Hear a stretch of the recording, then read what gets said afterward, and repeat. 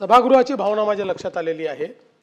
मुळामध्ये प्लास्टिक बंदी आहे, पण स्पेसिफिक आज शेतकऱ्यांची जी फुलं आहेत त्या फुलांचं मार्केट प्लास्टिकची फुलं हे मोठ्या प्रमाणात रिप्लेस करतायत। त्यामुळे या संदर्भात स्पेशल डिस्पेन्सेशन आणि स्पेशल ड्राईव्ह ही सभागृहाची इच्छा आहे। त्यामुळे निश्चितपणे त्या संदर्भात आता हे जे काही नोटिफिकेशन आपण प्लास्टिक बंदीचं काढलेलं आहे याच्यासोबत त्याच्या अंतर्गत एक स्पेशल नोटिफिकेशन स्पेसिफिक प्लास्टिकच्या किंवा तत्सम फुलांच्या बंदीच्या संदर्भात स्पेसिफिक मेन्शन करून ते काढलं जाईल।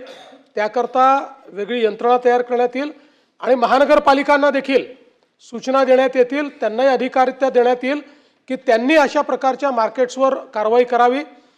जे डेकोरेशन करणारे किंवा जे हॉल्स आहेत, बँक्वेज आहेत, यांनाही नोटिसेस देण्यात येतील की त्यांनी हे वापर करू नये, वापर केलं तर त्यांच्यावर काय कारवाई करता येईल हेही या नोटिफिकेशनच्या माध्यमातून आम्ही पडताळून पाहू आणि त्यात ते शक्य असेल तर याच नोटिफिकेशनच्या अंतर्गत ज्या बँक्वेजमध्ये अशा प्रकारचे आर्टिफिशियल फुलं वापरले जातील त्यांनाही त्या संदर्भात दोषी मानलं जाईल।